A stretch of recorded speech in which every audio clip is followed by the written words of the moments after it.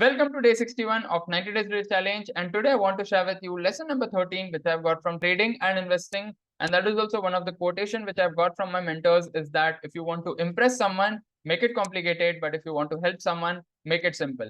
And this is also one of the things which I've seen in a lot of people, those who are into trading and investing journey, is that they try to complicate easy things by applying hundreds and thousands of tools and indicators.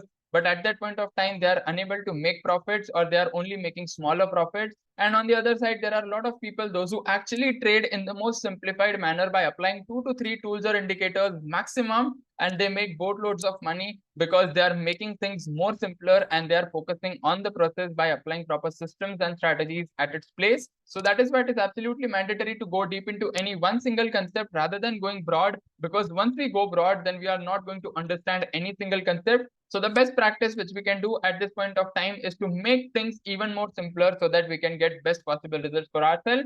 So that is why try to make things even more simpler.